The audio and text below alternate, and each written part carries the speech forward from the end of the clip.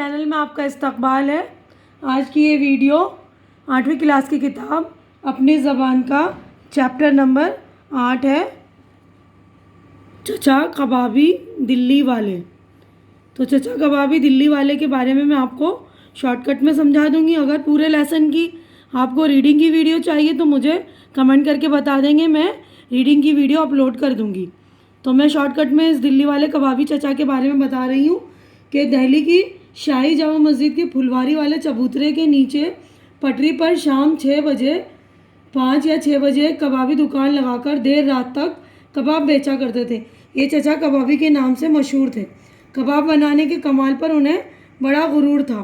ان کے ساتھ ان کی ایک چھوٹی سی بچی آگ کا تاؤ برقرار رکھنے کے لیے پنکھا جھلتی رہتی تھی، اور کبھی پنکھے کا آگ کا تاؤ کم زیادہ ہو جاتا تو چچا کا غصہ ان کی غصہ جو ہے بالکل ناک پر رہتا تھا، لیکن وہ کبھی غلط بات منہ سے نہیں نکالتے تھے۔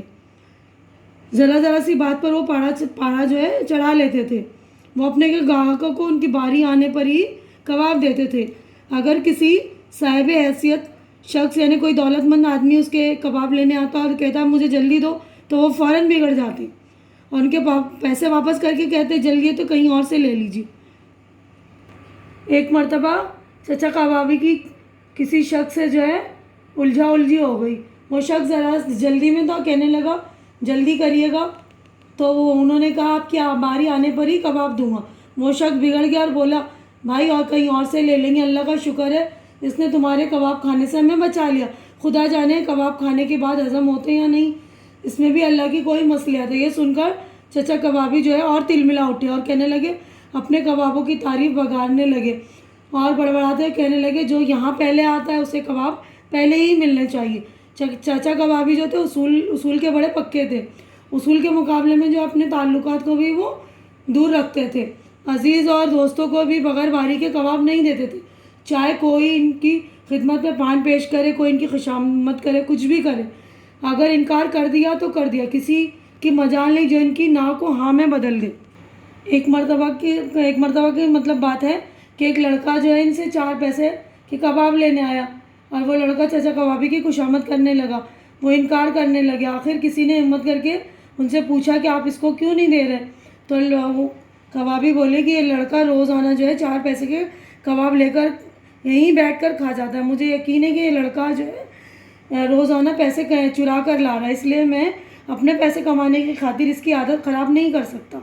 چچا کبابی ان لوگوں سے خوش ہوتے جو ان کی دکان پر بیٹھ کر تازہ اور گرم کباب کھاتے، لیکن جو لوگ آرڈر بک کرا کر جامع مسجد کے دالان میں جا بیٹھتے، ان کے لیے وہ کباب جو ہے خاص طریقے سے تیار کر کے بھجواتے تھے۔ مولانا راشد الخیری بھی چچا کبابی کے پرانے گاہکوں میں سے تھے۔ چچا کبابی کے کباب ان کی مرغوب غذا تھی۔ مرغوب یعنی پسندیدہ۔ تو یہاں پر ہمارا جو ہے چیپٹر ہو گیا ہے پورا، میں نے سمجھا دیا۔ اب یہاں پر دیکھیے الفاظ معنی اسٹارٹ ہو جاتے ہیں، میں پڑھ رہی ہوں، آپ دیکھ لیجئے۔ چبوترے، زمین کے سطح سے اونچی تعمیر کی ہوئی بیٹھنے کی جگہ۔ سیخ، لوہے کی لمبی چھڑیاں، سلاخ جس پر گوشت یا قیمہ لگا کر انگاروں پر سینکتے ہیں۔ عیاں ظاہر، انتخاب، چننا چھانٹنا۔ گاہک، خریدار، جنوبی دکنی، آگ کا تاؤ، آگ کی تیز آنچ یا حرارت، کم و بیش، تقریباً۔ پارا چڑھنا، محاورہ ہے غصہ ہونا، غصہ ناک پر رکھا رہنا یعنی بہت جلدی غصہ آنا۔ مجال، ہمت، جرأت۔ بیہودہ، بدتمیز، نسبت، تعلق، ربط، مناسبت، ترجیح، برتری، فوقیت، سبقت۔ فقرہ، جملے کا ٹکڑا۔ تل ملانا، بے چین ہونا، تڑپنا۔ اب اگلے صفحے پہ چلیں گے۔ بجار، موٹا تازہ بیل یا سانڈ۔ دھونس، دھمکی، رعب۔ لتھیڑنا، لپیٹنا، ملنا۔ حجت بازی، بے جا بحث و تکرار۔ مرغوب، پسندیدہ۔ اب دیکھیے سوچیے اور بتائیے۔ تو یہاں پر سوالات ہیں، تو پہلا سوال میں پڑھ رہی ہوں، میں نے آپ لوگوں کے لیے جوابات تیار کر دیے ہیں۔ پہلا ہے چچا کبابی اپنی دکان کہاں لگایا کرتے تھے؟ تو جواب دیکھیں گے۔ تو دیکھیے جواب ہے چچا کبابی جامع مسجد کے پھلواری والے چبوترے کے نیچے پٹری پر دکان لگایا کرتے تھے۔ چچا کبابی کی شخصیت کی کیا خوبیاں تھیں؟ چچا کبابی جامع مسجد کے مانے ہوئے مشہور کبابی تھے۔ وہ اصولوں کے پابند تھے، خلاف اصول کوئی بات نہیں کرتے تھے، نہ ہی کسی کی زور زبردستی اور دھونس برداشت کرتے تھے۔ اپنے اصول کے سامنے تعلقات بھول جاتے تھے، نہ لالچی تھے نہ خوشامدی، اپنی کمائی کی خاطر کسی کو غلط راستہ نہیں دکھاتے تھے، اصولوں کے خلاف بات کرنے والے سے چڑ جاتے تھے۔ پٹری پر دکان لگانے والے کبابی، لیکن شخصیت کمال کی پائی تھی۔ تیسرا ہے، چچا کبابی اپنے گاہکوں کو کباب دینے کے لیے کیا طریقہ اپناتے تھے؟ چچا کبابی اپنے گاہکوں کو باری باری کر کے کباب دینے کا طریقہ اپناتے تھے۔ چوتھا ہے، چچا کبابی نے زندہ دل شخص کو کیا جواب دیا؟ چچا کبابی نے زندہ دل شخص کو جواب دیا کہ میں کبابوں میں ایسا مسالہ ڈالتا ہوں جو آپ کو تکلیف پہنچائے بغیر جلد ہضم ہو جائے گا۔ اگر یہ کباب آپ کو تکلیف پہنچائے تو اسپتال تک کا خرچہ دوں گا، لیکن کباب جلدی نہیں دوں گا، کیونکہ جلدی میں کباب یا تو کچے رہ جاتے ہیں یا جل جاتے ہیں۔ جو پہلے آیا ہے کباب اسے پہلے ملیں گے۔ دوسرے گاہکوں کا حق چھیننا غلط بات ہے۔ اب پانچواں کویشچن دیکھیں گے ہم۔ پانچواں دیکھیے، چچا کبابی نے بچے کو کباب دینے سے انکار کیوں کیا؟ چچا کبابی نے بچے کو کباب دینے سے اس لیے انکار کیا کیونکہ انہیں شک تھا کہ بچہ پیسے چرا کر روزانہ کباب کھانے آتا ہے۔ اس کے ماں باپ اسے کباب کھانے کے لیے روزانہ پیسے نہیں دیتے ہوں گے۔ اپنے 4 پیسوں کی کمائی کی خاطر وہ بچے کو تباہی کے راستے پر لے جا کر اس کا مستقبل خراب نہیں کرنا چاہتے تھے۔ اب اگلا کویشچن دیکھیے، یہاں نیچے دیے ہوئے لفظوں کو اپنے جملوں میں استعمال کیجیے۔ تو یہ لفظ دیے ہوئے، اس کے جملے بنانے یعنی کہ سینٹنس بنانے، تو جملے میں نے آپ لوگوں کے لیے تیار کر دیے ہیں۔ یہ دیکھیے، آیا جھوٹ تمہاری آنکھوں سے آیا ہے، تم نے کچھ غلط کیا ہے۔ انتخاب، تم نے پڑھنے کے لیے غلط کتاب انتخاب کیا ہے۔ مجال، تمہاری یہ مجال کہ تم نے مجھ سے اونچی آواز میں بات کی۔ ترجیح، استاد نے تقریر کے لیے احمد کو ترجیح دی۔ تباہی، سیلاب آنے سے کافی جان اور مال کی تباہی ہوئی۔ مرغوب، بریانی میری مرغوب غذا ہے۔ حجت، علی نے حجت کر کے ارشد کو لاجواب کر دیا۔